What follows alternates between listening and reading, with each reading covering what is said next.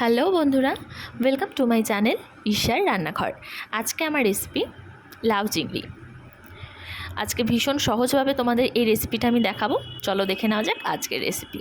প্রথমেই দেখো, লাউটাকে এখানে আমি ঝিরিঝিরি করে কেটে নিয়েছি। তারপর এটা আমি সেদ্ধ বসিয়ে দিয়েছি কড়াইয়ে। এর মধ্যে দিয়ে দিচ্ছি আমি 1 থেকে 1.5 চামচ মতো কাঁচা লঙ্কা বাটা।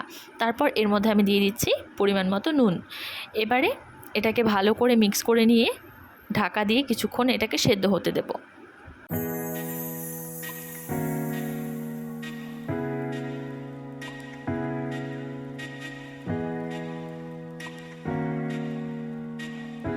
লাউটা আমার ভালো করে মিক্স করা হয়ে গেছে।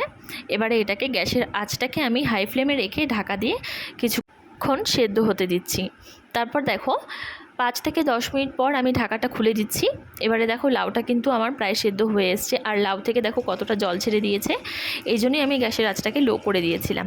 তারপর দেখো লাউটা সেদ্ধ হয়ে গেছে। এবার এর মধ্যে আমি দিয়ে দিচ্ছি 1 চামচ মতো হলুদ। এবারে হলুদটাকে ভালো করে লাউয়ের সাথে মিক্স করে দিচ্ছি। লাউ চিংড়ি খেতে কার কার ভালো লাগে অবশ্যই কিন্তু আমাকে কমেন্ট করে জানিও। তারপর দেখো লাউটা আমি নামিয়ে নিয়েছি। এখানে আমি ফোড়নের জন্য নিয়েছি অল্প একটু জিরে, কয়েকটা শুকনো লঙ্কা, একটা তেজপাতা, আর নিয়েছি আদা।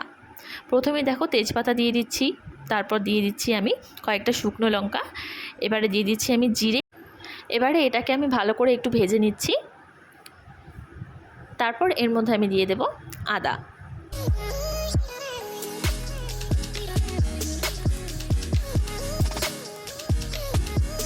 এবারে আদাটা দিয়ে এটাকেও বেশ ভালো করে একটু ভেজে নিচ্ছি, যতক্ষণ না আদার স্মেলটা ভালো করে বেরোচ্ছে ততক্ষণ। আর এই সময় কিন্তু গ্যাসের আঁচটাকে একদম আমি লো করে নিয়েছি, না হলে কিন্তু এই মশলাগুলো পুড়ে যাবে। তারপর দেখো এর মধ্যে আমি দিয়ে দিচ্ছি সেদ্ধ করে রাখা লাউ। এর মধ্যে দিয়ে দিচ্ছি আমি ভাজা চিংড়ি মাছগুলো।